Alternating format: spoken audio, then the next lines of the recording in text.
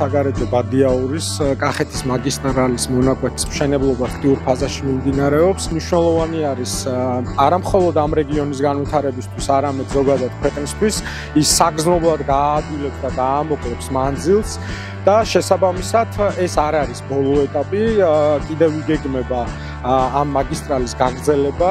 ჩვენ ეტაპობრივად მივყვებით ამ სამუშაოებს. მე მინდა დიდი მადლობა გადაუხადო საგზაო დეპარტამენტის ყველა თანამშრომელს, რომელიც აქტიურად არის ამ პროექტის განხორციელებაში ჩართული.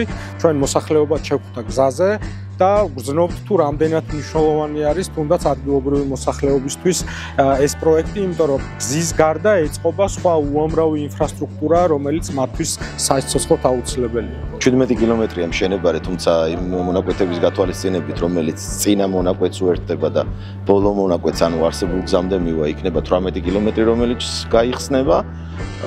არის 84 ზაგამტარი და მილი, რომელიც შენდება აქტიურად, არის 4 ხიდი ამ მონაკვეთში, მიმდინარეობს ახლა ყრილის მოწყობა, გარკვეულ მონაკვეთებში ეს დასრულებულიც არის. უკვე საგზაო სამოსის სამუშაოები მიდის, საფარისთვის ვემზადებით, ვიწყებთ უკვე შემდეგი კვირებიდან კლიმატური პირობების გათვალისწინებით, რა თქმა უნდა.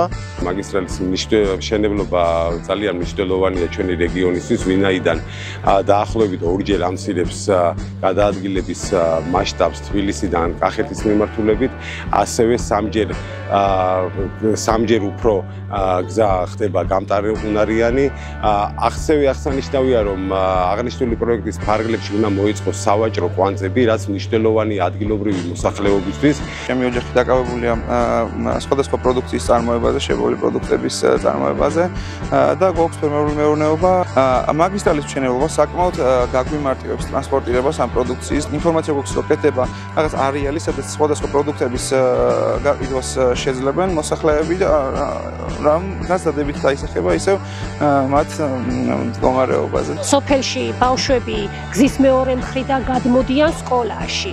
უსაფრთხოების მიზნითაც ძალიან კარგია. იმითაც კარგია, რომ ქალაქთან უფრო მეტად დაახლოვებულები ვიქნებით და ახლოს გვექნება სწრაფი მიმოსვლა.